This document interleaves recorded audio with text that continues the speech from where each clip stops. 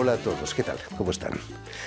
La delegación francesa de la Asociación Médicos Unidos de Venezuela organiza este viernes a las 7 de la tarde en la Maison de l'Amérique Latina, aquí en París, la Casa de América Latina, la conferencia debate Crisis Sanitaria en Venezuela, de lo real a lo imaginario, en la que participa, entre otros, el caricaturista venezolano Fernando Pinilla, quien critica sin piedad, pero con humor, la sociedad venezolana actual. La solidaridad lo que hace el venezolano, es la hermandad lo que hace el venezolano. Todos somos un individuo, pero no tenemos que esperar que el otro individuo haga algo, porque Venezuela es un gran colectivo compuesto por millones de individuos.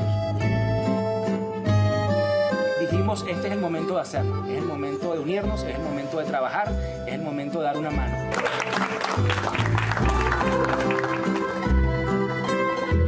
La noticia que trae Digitel hoy es que Digitel está donando la prótesis para Aide. Lo importante resaltar aquí es que a veces es más fácil ayudar y colaborar con la gente de lo que nosotros pensamos. Y a mí la palabra, aunque se puede utilizar fácilmente, ayudar, no me gusta, porque yo digo que me gusta más colaborar, me gusta más solidaridad. Por eso es que bonito que estemos reunidos acá. Yo sé que a lo mejor estaban esperando que yo les echara chiste, pero es verdad que, bueno, a veces uno también tiene su corazoncito. Y precisamente para hablarnos de esta conferencia debate y de su trayectoria como escritor y caricaturista, Fernando Pinilla ha sido tan amable de venir hasta nuestros estudios. Muy buenas tardes, Fernando. Muy buenas tardes, Jordi. Qué placer estar bienvenido contigo, a París y gracias por haber aceptado nuestra invitación. No, gracias. Un honor para mí estar en París y estar contigo. Un placer. Permíteme que explique antes que nada que has nacido en Colombia en 1982, si no me equivoco, pero que te instalas en Venezuela con solo un año de edad. ¿Nacer en Colombia fue una casualidad quizás? No, mis padres son colombianos, mi familia de origen es colombiana, pero mi abuela paterna vivía en Caracas junto con su esposo, que por cierto era de España, y bueno, eso obviamente motivó la migración de mi padre y mi madre, y bueno, ahí crecí yo acá en Venezuela, en un país maravilloso que lo siento como mío, porque bueno, es toda la vida en Venezuela, realmente. ¿Tienes la nacionalidad colombiana, quizás? Claro, tengo una nacionalidad colombiana, pero la primera que tuve fue la venezolana. Imagínate, son países hermanos. Muy similares en muchas cosas, muy similares. Cuéntanos, ¿cómo nace tu pasión por hablarnos, por criticar la situación política con la imagen, con el dibujo? Yo creo que es, Jordi, un paso lógico cuando tú comienzas a dibujar y comienzas a encontrar y a ver el poder que tiene un dibujo. Yo creo que una imagen tiene un poder que a veces muchas palabras no tienen, o lo tienen, pero lo resume y lo hace como, lo condensa. Digamos que esa es la magia de la caricatura. Y pronto en secundaria, en bachillerato, como se le dice en Venezuela, me di cuenta del poder que tenía. Yo criticaba a los profesores, criticaba a los políticos, en el momento en caricaturas sencillas que hacían los cuadernos que compartía con los compañeros y con mi profesor de historia, que bueno, fue una gran influencia también en muchas de mi carrera, sus consejos, sus palabras. Y bueno, pronto también tuve el placer y el privilegio de comenzar a estudiar con grandes caricaturistas de Venezuela, como el caso de Sancho, de conocer al maestro Zapata, que fue un referente de la caricatura venezolana, y grandes humoristas como Graterolacho, que quizás tú no lo conociste, pero era el director de un semanario maravilloso de humor que se llamaba El Camaleón, y era un semanario donde se criticaba, como decía él, un ratico con el gobierno y otro con la oposición. ¿Eras consciente en tus comienzos del poder que tiene una caricatura? Aquí en Francia, por ejemplo, Plantou, en Le Monde, o incluso en España, Forges y Peridis y tantos otros tienen un verdadero poder fáctico, ¿no? Es así porque, bueno, es que la caricatura, si uno investiga un poco este género periodístico, te vas a dar cuenta que la caricatura tiene una historia amplia y ha tenido participación importante en puntos álgidos de la historia. La Revolución Francesa, por ejemplo, ya que estamos acá, la caricatura era parte de los panfletos que se masificaban en aquella época, en aquella rebelión, en aquel sentido de necesidad de libertad y de libertad de expresión, además de todo. Entonces la caricatura siempre ha estado presente en todo proceso humano, político, en un proceso social, siempre ha estado presente como esa imagen que denuncia y que además llega con una facilidad a las personas. Y bueno, realmente es un poder, pero como dice también Spider-Man, es una gran responsabilidad. Por supuesto. ¿Te consideras periodista? Comunicador. Yo creo que el periodista, indudablemente, como tal, el título es un título amplio y que merece un respeto, como yo creo como toda carrera, ¿no? Pero indudablemente uno es un comunicador y tantos años trabajando en prensa creo que te dan cierto carácter para decir, sí, bueno, soy un periodista, digamos, empírico, ¿no? Gráfico, sobre exactamente. todo, naturalmente. Y bueno, ese es más o menos, sí me considero indudablemente un buen comunicador y creo que lo hacemos con mucha responsabilidad y con mucho tacto. Sin duda. A veces el éxito no siempre es algo agradable. Es cierto que después de haber obtenido el premio Pedro León de Zapata allí en Venezuela, gran caricaturista, como nos contabas, recibiste amenazas de muerte. Sí, bueno, son esos episodios lamentables que a veces tienes que vivir en Venezuela. Venezuela es un país indudablemente muy bonito, como tú muy bien lo sabes. Es un país lleno de personas maravillosas, pero estamos viviendo un momento álgido en el que a veces la crítica no es bien recibida, en la que a veces hay personas que no comulgan con lo que uno dice y no tenemos ese espacio para debatir. Creo que no hay un respeto por las opiniones ni un respeto por la libertad de expresión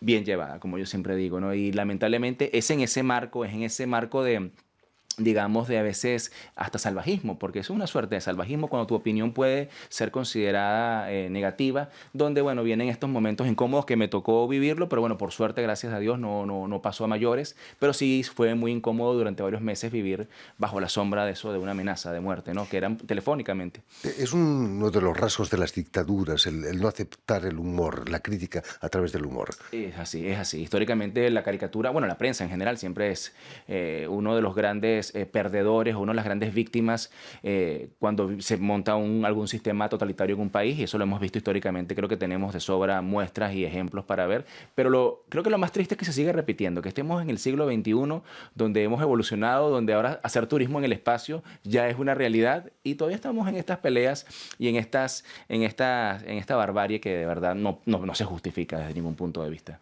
Hablando de dictaduras, no puedo sacarme de la cabeza esa caricatura que estábamos viendo hace un momento de Vladimir Putin degollando a la Paloma de la Paz. Picasso también hizo algo parecido en el Guernica, Sí. ¿no? Es brutal realmente, pero es real. Es la realidad, es la realidad. Es la realidad cuando te das cuenta que es tan sencillo destruir la tranquilidad de un pueblo, cuando es tan sencillo ejercer ese poder descomunal que tienes en contra del débil. Porque además digo que eso es lo más triste, es que es aprovecharte de la debilidad, es aprovecharte de tu poderío y volver a repetir además errores y crímenes que ya hemos vivido y que de los cuales nos hemos avergonzado, y creo que nos hemos avergonzado todos, aunque no los hayamos cometido, y se vuelven a repetir. Yo creo que esa caricatura grafica un poco nuestra naturaleza humana cuando muestra el lado más oscuro de nuestras personalidades y de nuestra naturaleza como tal.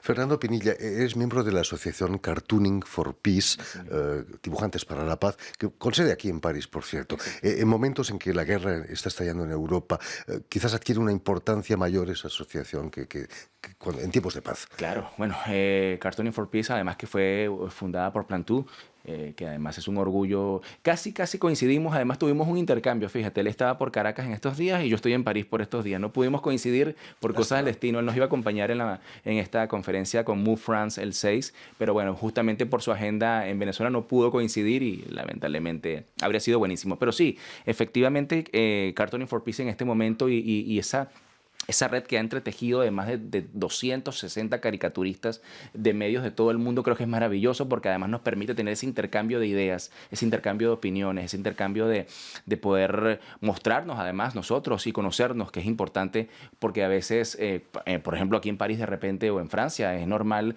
que los medios conozcan de los caricaturistas y que su trabajo fluya, pero hay países en los que sabemos que lamentablemente las libertades son totalmente sesgadas y no sucede, no hay medios de comunicación ni siquiera para poder uno masificar el trabajo, y es ahí también donde las redes sociales han adquirido un valor importantísimo.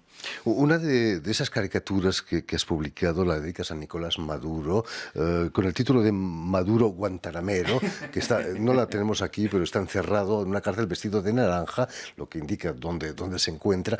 Es cierto que la colgaron en la Casa Blanca. Sí, así mismo. Esa me llama era era la periodista de Reuters para la Casa Blanca que cubría a John Bolton, la que me contacta. Era el secretario de Estado norteamericano exactamente. en tiempos de Trump. En tiempos de Trump. Y ella me contacta para decirme que John Bolton estaba interesado en la caricatura, que él quería tenerla en la Casa Blanca, en su oficina, porque además él tiene una gran pared tanto que siempre lleva a todos los despachos donde está con fotos de sus misiones, de todo lo que ha logrado él en su carrera, en su longeva, en gran carrera. Entonces, él me pidió la caricatura. Bueno, para mí fue un súper privilegio y Reuters hizo amplio, a todo el mundo mostró eso y fue para mí maravilloso saber que una caricatura de Pinilla estaba en la Casa Blanca, por lo menos por un tiempo. ¿No le enviaste el original, quizás? No. No, porque como son digitales, lamentablemente no fue una copia la que se le envió, pero estaba muy contento con eso. No se tomó fotografía tampoco porque él decía que por cuestiones de seguridad no acostumbraba a tomarse fotografías con esto. Habría sido... Delicado, hubiera sido Sí. muy bueno para ti. No solo eres caricaturista, publicas libros para jóvenes, das conferencias, incluso algún one-man show, quizás. Eres humorista. Sí, monólogo, stand-up. sí, hacemos un poco de monólogo. Yo trato de ser un artista y un comunicador un poco integral, ¿sabes? Me gusta no limitarme simplemente a algo, porque además yo creo que si tienes las ganas de hacerlo, ¿por qué te vas a limitar? Hay mucha gente que a veces se dice, no, bueno, yo nada más hago esto, o se encasillan. Y si tienes las ganas y puedes hacerlo y a la gente le gusta, porque además el que te dice si sirve o no sirve, finalmente es las personas que reciben el material. Entonces, tanto con mi literatura, yo tengo 5 libros publicados con diferentes editoriales, entre ellas Editorial Planeta, que lamentablemente, volvemos al tema, quebró en Venezuela. Es un hecho histórico, ¿no? Creo que Planeta no ha quebrado jamás en ninguna parte, sino en Venezuela, pero bueno, son esos detalles, esos lunares que quedan siempre ahí, pero he tenido la oportunidad de lograr esto y obviamente, como tú dices, también de hacer el monólogo, el cual voy a estar presentando, por cierto, en Barcelona ahora las siguientes semanas, igual que en Madrid, y bueno, para mí es un privilegio inmenso poder ¿No hacerlo. en París todavía? No, en París todavía no lo hicimos esta vez porque quisimos dedicarnos a la parte académica. Creo que hemos tenido una receptividad, sobre todo de los medios académicos. Estuve en 2 de las más importantes universidades acá en París, la Mansion Suger y el Campus Condorcet, donde tuvimos unas conferencias espectaculares donde pudimos compartir con estudiantes de varias nacionalidades, no solamente en vivo, sino también por Zoom. Y eso permite indudablemente un intercambio maravilloso y creo que a París le hemos dedicado como se merece la parte académica y la parte universitaria, que además me interesa muchísimo. Creo que es el lugar idóneo donde puedes sembrar muy buenas ideas y puedes sembrar libertad de expresión, que es lo más importante. Por supuesto. Volviendo, Fernando, a la conferencia debate de mañana, este viernes, crisis sanitaria en Venezuela, de lo real a lo imaginado, la organiza una delegación francesa de la Asociación Médicos Unidos de Venezuela. ¿Qué es esta asociación? Bueno, esa es una asociación que se encarga no solamente de canalizar las ayudas para llevarlas a las personas que más necesitan en este momento, en esa Venezuela que tanto sufre y que tanto necesita por la carencia de insumos médicos, de tratamientos médicos. Estamos en un país donde una operación o lamentablemente un tratamiento médico es casi inaccesible para las personas por cuestiones o porque no hay o porque cuando hay cuesta una fortuna. Y Médicos Unidos de Venezuela hace un trabajo maravilloso de la mano también de su directora y presidenta Mirla Oviedo, que realmente hace un trabajo maravilloso y logran llevar tantas ayudas y tender una mano. Yo creo que es lo más importante, ser un puente y darle una mano al necesitado en este momento. Suena hasta bonito y poético, pero es la realidad y creo que no existe mayor gusto que poder ayudar a las personas y esa es una de las grandes metas y logros que tiene MOVE, que si pueden apoyarlos, por favor, maravilloso sería para nosotros. Hay una distancia, realmente una distancia entre lo real y lo imaginario de esa crisis sanitaria. Claro, porque es que yo siento, y en este intercambio que he tenido con tantas personas de tantas nacionalidades aquí, incluyendo franceses, brasileros, mexicanos, que siento que si tú no estás relacionado a los medios de prensa o no estás en algún ámbito que esté relacionado a esto, no tienen quizás una noción clara y real de lo que pasa en Venezuela. Y eso es grave, porque pasa a convertirse, como yo siempre digo, en simples palabras, simples cifras, simples números, ¿no? Y son vidas humanas. No estamos hablando no sé, de una estadística ni nada. Estamos hablando de seres humanos, de vidas que en este momento quizás están a la espera de un tratamiento para poder seguir su vida. Y eso es llamativo. Entonces, por eso pasas de eso que a veces la gente no lo entiende a verlo, obviamente también desde el punto de vista de mis caricaturas, que lo expreso constantemente, no solo en medios venezolanos, sino en medios de Estados Unidos. Fernando, quizás la crisis en Ucrania, esa crisis humanitaria y sanitaria también, nos hace tomar conciencia de lo que está pasando también en Venezuela. Yo creo que sí. Yo creo que cada crisis que llega de una u otra forma es una oportunidad también de decir, fíjate, o sea, pasa, exacto. Y se repite en otros países de Latinoamérica. No creo que Venezuela no solamente es el país, obviamente creo que es la crisis más fuerte a nivel sanitario de Latinoamérica, sobre todo porque no tiene un conflicto armado como el caso ucraniano, que se justifica. Es decir, en este momento cualquier carencia en Ucrania está totalmente justificada. Estamos hablando de un país que en teoría debería gozar, sobre todo por la riqueza que tiene Venezuela a nivel de petróleo y a nivel de sus reservas de petróleo y todo lo que ha sido económicamente o ha representado históricamente Venezuela. Es muy triste verla en estas condiciones y obviamente hace uno la triste comparación, como hizo un periodista cubano un día, de mostrar La Habana destruida y mostrar, dice, esto no es Kiev, esto no es Ucrania, esto es La Habana, Cuba. Nosotros hacemos un mismo símil con Venezuela. Esto no es Kiev, Ucrania, la crisis sanitaria. Es Venezuela. También compartís con Ucrania el exilio inmenso de los venezolanos en América Latina y los ucranianos aquí en Europa, ¿no? Tal cual. Pero volvemos al punto, a la raíz, a lo que te acabo de decir. No estamos hablando de un conflicto armado en el que se justifica, y no digo que esté bien, digo que se justifica el hecho de que suceda, porque indudablemente nadie se va a quedar a exponer su vida y esto, pero en el caso venezolano es más dramático. No hay conflicto armado todavía. Has venido con este libro bajo el brazo, Pinilla Ilustrado, que acaba de ser editado.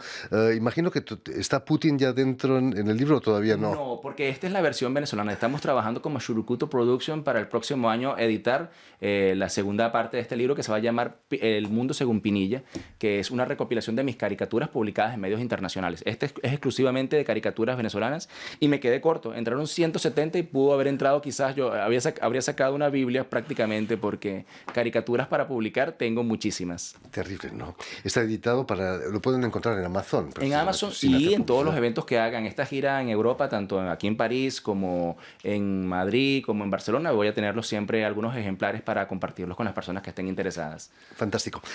Ya lo saben. Tienen una cita en la Maison de l'Amérique Latina, la Casa de América Latina, aquí en París, mañana viernes a las 7 de la tarde, para esa conferencia de debate, crisis sanitaria en Venezuela, de lo real a lo imaginario, organizada por la Asociación Médicos Unidos de Venezuela, en la que va a participar Fernando Pinilla.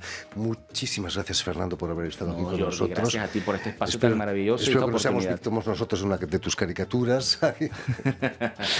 Permíteme también que dé las gracias a Vanessa Loiseau y a Julián Len, quienes han ocupado hoy de la realización del programa, y saludar también a nuestros telespectadores que nos siguen en toda América Latina, seguro que en Caracas, en Venezuela también, gracias a la cadena Unión Continental Latinoamérica y a la red TAL, que reúne las televisoras públicas y universitarias de toda América Latina. No, con gusto, de verdad.